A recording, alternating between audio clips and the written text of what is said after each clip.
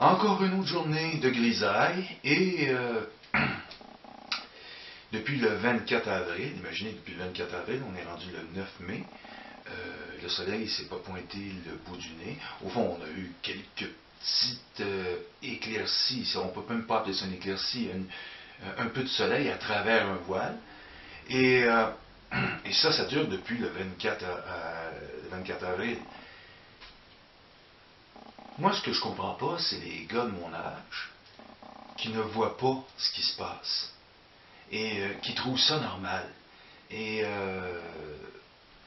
moi, je prends des notes, vous savez, je prends des notes, je fais des observations à tous les jours, depuis des années, et je sais très bien ce qui se passe. On ne peut pas dire que je ne sais pas de quoi je parle, ou que je parle à travers mon chapeau, parce que je sais très bien de quoi je parle. Et je peux affirmer très facilement que notre ciel est sous l'emprise d'une manipulation climatique. Ici au Québec et ailleurs. Évidemment, ailleurs, je ne suis pas là, je ne peux pas tout vérifier, mais ici, je peux le garantir. Je peux garantir que oui, ici, dans la Nodière est témoin d'un contrôle climatique intense.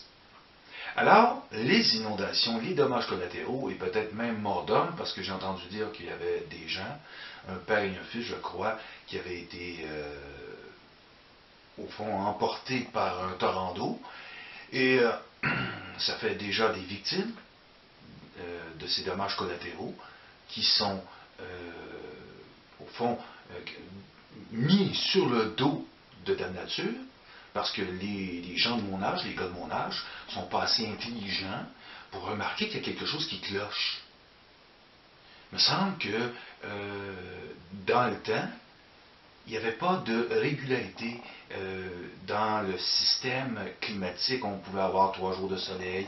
À un moment donné, c'était une semaine, on avait une semaine de grisaille. Des fois, c'était 3-4 jours, des fois 2 jours. C'était jamais aussi intense de grisaille comme aujourd'hui, depuis les années que j'observe le climat, c'est sur une dizaine d'années.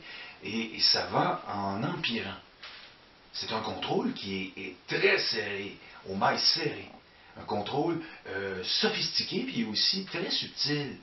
Parce qu'ils vont laisser passer de temps en temps un peu de soleil, ils vont nous en donner. Mais le climat est sous contrôle.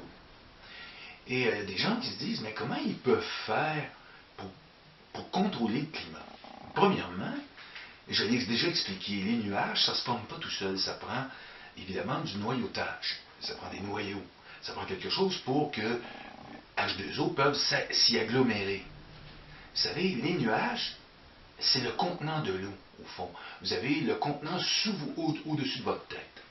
Et à 500 mètres ou à 2000 mètres d'altitude, évidemment, c'est là où se passent les choses avec les nuages. Et grâce à la poussière qui vient de la lithosphère, qui vient du sol, au fond, qui est charriée, vous savez, on a de la poussière partout. De la poussière, on en trouve partout. C'est microscopique. Et cette poussière-là, évidemment, peut servir de noyau. Et plus elle est grosse, et plus on a de chance d'avoir des nuages de pluie. Avoir des cumulonimbus. Là, on n'a plus ça. Et comment ils font ça? Évidemment, tout est électrifié. Hein? Vous avez des particules qui sont chargées électriquement. Vous avez, au fond, positivement ou négativement. Ce qui veut dire que eux vont s'arranger pour que le sol soit chargé d'une manière à ce que le bullage thermique ne puisse se faire et contrôler ainsi la lithosphère pour contrôler la troposphère. Il faut contrôler la lithosphère, le bullage thermique, au fond la transpiration du sol, des sols, pour empêcher, évidemment, la nature de faire son travail et de créer ses propres nuages. Au fond, ces nuages qui se développent d'une manière verticale, non pas horizontale. Ça, c'est une chose qu'il faut comprendre. Mais les gens de mon âge, je ne dis pas que c'est tous des gars comme moi qui comprennent l'atmosphère, tout ça, mais ils pourraient quand même réaliser qu'il y a un os dans la moulinette climatique. Il me semble qu'ils ont connu autre chose quand des gars de 51, 55 ans, je dis même 60 ans, ils ont déjà vu ça. La géo-ingénierie, ça date de 1997 et ça commençait seulement. Vous savez, ça faisait que commencer. Il y avait déjà fait beaucoup de tests, beaucoup de choses dans les autres années. Mais aujourd'hui, ils maîtrisent, c'est une science qui s'est développée, qu'ils utilisent actuellement et qu'ils ne cessent d'améliorer. Et bien sûr, vous pouvez trouver sur Internet tous les brevets qui s'y rattachent et tout ce qui va, évidemment, avec les brevets. Vous avez aussi souvent, des fois, des gens qui vont parler, des gens comme moi qui connaissent la musique à propos de la géo-ingénierie, du climat, et qui utilisent évidemment le blocage des rayons du soleil et qui utilisent des méthodologies qui sont très pointues, très sophistiquées. La géo-ingénierie actuelle du climat en 2017 est beaucoup plus sophistiquée qu'au début des années 90 et même du milieu des années 90. Et davantage à comparer à ce qu'on avait commencé à développer dans les années 40. Parce que c'est là où tout commence, en 1946, avec un chimiste américain autodidacte. Il faut comprendre une chose. Si les gens ne se réveillent pas avec ce qui se passe, je l'ai déjà dit avant que tout ça pouvait se passer, des inondations, des glissements de terrain, à cause des formules, des choses que j'ai vues sous microscope, parce que j'ai pu faire des comparaisons, j'ai pu avoir des hydro-rétenteurs qui venaient de l'Europe, qui m'ont été fournis, pour faire une comparaison de ce que j'avais sous la lame, ce que j'ai prélevé des prélèvements. J'ai beaucoup de prélèvements, moi je pourrais vous les montrer, j'en ai dans mon congélateur, j'en ai un peu partout. J'ai beaucoup de prélèvements que j'ai pris et que j'examine au microscope. Et ce que j'ai fait, c'est comparer. On fait des comparaisons, on voit les choses. C'est comme une photo, on peut la comparer, regarder, et dire, bon, ben ça, c'est identique. Bon, ça, c'est le même maillage, ça, c'est la même chose que ce que j'ai ici. Ou c'est de la même famille. Et évidemment, j'ai trouvé des hydro-rétenteurs dans une pluie qui était blanche. Les voitures passaient et c'était blanc. Et tout à coup, qu'est-ce qu'on a eu? 2 jours par la suite, on a eu de la neige qui est tombée au mois de mai. Évidemment, ça a l'air normal, puis c'est normal, la neige printanière, ça a toujours été. C'est pour ça que je vous dis, c'est difficile, peut-être, pour les gogos de ne pas remarquer que le ciel est couvert. Ça. Mais des gens, me semble, qui ont une certaine expérience pourraient remarquer qu'il y a quelque chose qui cloche, que c'est souvent plus couvert qu'il y a du soleil. Ils pourraient au moins remarquer ce détail. C'est infime comme détail. C'est pas beaucoup demandé à leur esprit. Ils sont tellement accaparés par leurs propres petits problèmes, puis par leur propre petit nombril. Ce sont des hyper-matérialistes, alors ils ne sont pas capables, ils sont déconnectés de la nature. Et ça, c'est un gros problème. On a un gros problème avec ces gens-là. Alors, il se passe quelque chose de grave. Il se passe que la géo-ingénierie du climat va créer plus de dommages collatéraux et plus ça va aller et plus les gens vont souffrir. Alors on doit commencer à se poser des questions et dire au gouvernement, c'est quoi cette histoire de grisaille?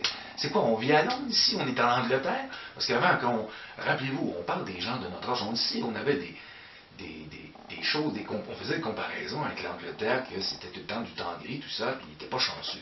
Comment ça se fait que nous, maintenant, on est en Angleterre ici? Le climat a changé? C'est ça qu'il faut poser au gouvernement. Qu'est-ce qui se passe en haut? Et c'est quoi les avions qui font des nuages dans la troposphère?